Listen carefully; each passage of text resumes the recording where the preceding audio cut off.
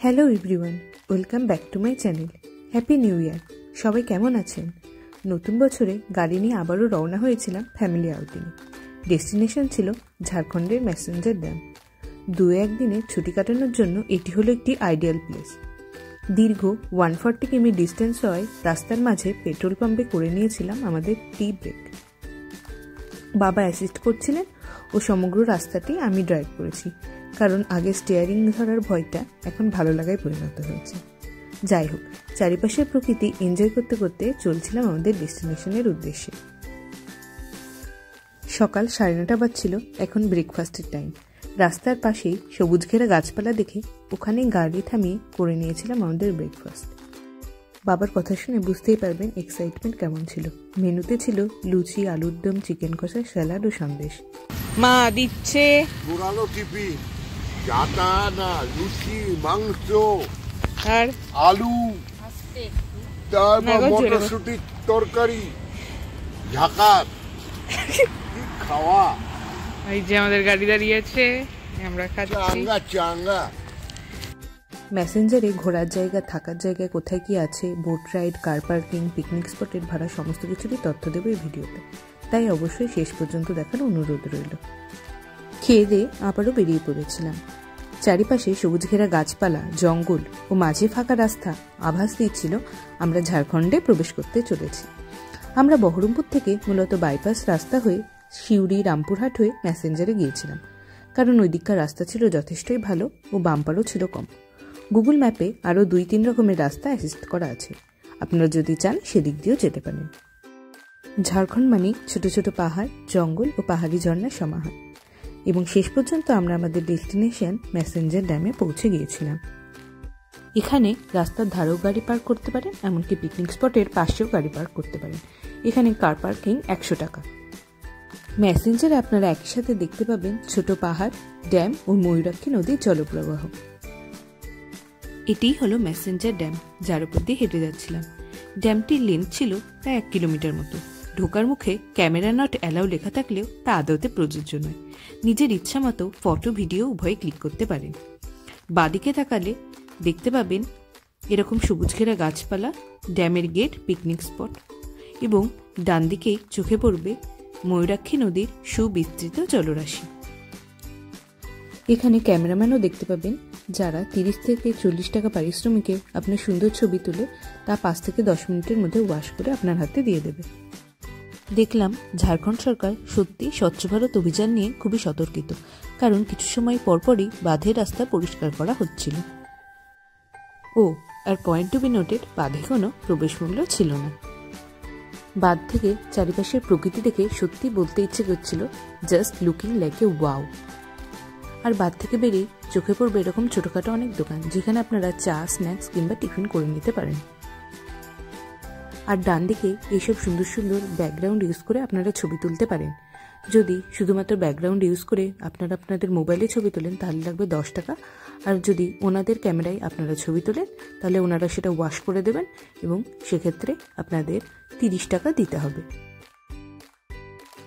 আর এইসব দোকানের পেছনে ছোট পাহাড় বা ঢিবি রয়েছে, সেখানে আপনারা চাইলেই উঠতে পারেন। সেখানে যাওয়ার জন্য হাঁটা রাস্তাপথ অথবা সিঁড়ি রয়েছে।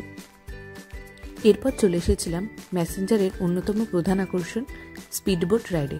এখানে পার হেড এক একজনের ভাড়া পড়বে 100 টাকা করে, এবং এরা সম্ভবত 10 থেকে 15 মিনিট আপনাদের গোটা ময়ূরাক্ষী নদীর উপর স্পিডবোট রাইড করাবে। চাইল্ড ও অ্যাডাল্ট সবার জন্যই এরকম লাইফ জ্যাকেট আছে, সেটা আপনাদের পরিয়ে দেবে। এবং এখানে আমি, মা, বোন 3 জনাই এই স্পিডবোট রাইড করেছিলাম এবং এটার এক্সপিরিয়েন্স ছিল অসাধারণ। আমি অবশ্যই সাজেস্ট করব আপনারা ম্যাসেঞ্জার গেলে যেন অবশ্যই এই স্পিডবোট রাইড করেন। স্পিডবোটে চেপে গোটা ময়ূরাক্ষী নদীর ওপর পরিভ্রমণ করতে সত্যি অসাধারণ লাগবে, এবং দূরের চারিপাশে পাহাড় আপনাকে যেন হাতছানি দেবে এবং আপনাকে যেন বলবে আপনি যেন কোনো এক স্বর্গে এসে উপস্থিত হয়েছেন। ঠান্ডা ফুরফুরে হাওয়ার সাথে চারিপাশের এত সুন্দর প্রকৃতি সত্যি আপনার মন ছুঁয়ে যাবে। এক একটি বোটে মোট 6 জন করে বসার জায়গা থাকে ও একজন যিনি চালান সেই ড্রাইভার। প্রকৃতি এনজয় করতে করতে কখনই যে আপনার 15-20 মিনিট শেষ হয়ে যাবে আপনি তা কল্পনাই করতে পারবেন না। বোট রাইড শেষ হলে আমরা চলে এসেছিলাম পিকনিক স্পটে এবং এখানে ছোটোখাটো মেলাও বসেছিল এবং পিকনিক স্পটের এখানেই রয়েছে টয়লেট ও টয়লেট ছিল যথেষ্টই পরিষ্কার। আপনি যদি বাইরে কার পার্কিংয়ে টাকা দিয়ে থাকেন তাহলে সেই টিকিটটা অবশ্যই কাছে রাখবেন, কারণ ভেতরে তাহলে আর পিকনিক স্পটের বা কার পার্কিংয়ে কোনো রকম ভাড়া দিতে হবে না। এখানে পিকনিক স্পটের কোনো রকম ভাড়া না থাকলেও ওখানকার স্থানীয়রাই আপনার কাছে 20-50 টাকা চাইতে পারে। আপনি চাইলে তা দিতেও পারেন, আবার নাও দিতে পারেন। পিকনিকের সাথে সাথে আপনারা এখানকার মেলাও ভালো করে পরিদর্শন করতে পারেন। মেলায় অনেক রকমেরই অনেক কিছুই রয়েছে বিভিন্ন দামে।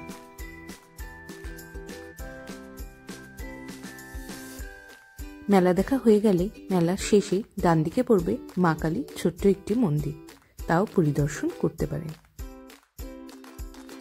চারিপাশে এত গাড়ি রাখা দেখে আপনারা হয়তো বুঝতেই পারছেন আমরা পিকনিক স্পটে পৌঁছে গেছি। বাঁদিকে প্রচুর বাস গাড়ি রাখা রয়েছে এবং ডান দিকে যে যার মতো কার পার্কিং করেছে এবং তারই মাঝে আপনার ইচ্ছে মতো জায়গা দখল করে আপনি পিকনিক করতে পারেন। বাঁদিকে আরও এগিয়ে গেলে আপনারা নামতে পারেন জলাধারটিতে এবং দেখতে পারেন ম্যাসেঞ্জার ড্যামের গেটের মুখ। এই ড্যামটিতে নামার জন্য যে পথ রয়েছে সেখানে স্থানীয়রা বাঁশ বেঁধে নামার সুবিধার জন্য যে রাস্তা করেছে সেজন্য জনপ্রতি 5 টাকা করে নিচ্ছে। এটার কোনো লিগাল টিকিট বা কিছুই নেই, এটা হলো স্থানীয়দের একরকম চাঁদা তোলার বন্দোবস্ত।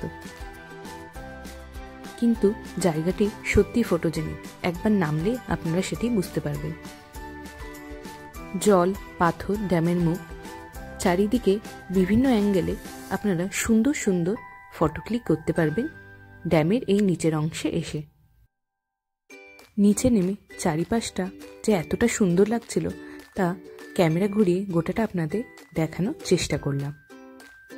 ফটো টটো তোলা হলে আপনারা চাইলেই একবার ময়ূরাক্ষী নদীর জলপ্রবাহে ঠান্ডা স্নিগ্ধ জলে পা ভিজিয়ে নিতে পারেন, অসাধারণ অনুভূতি হবে।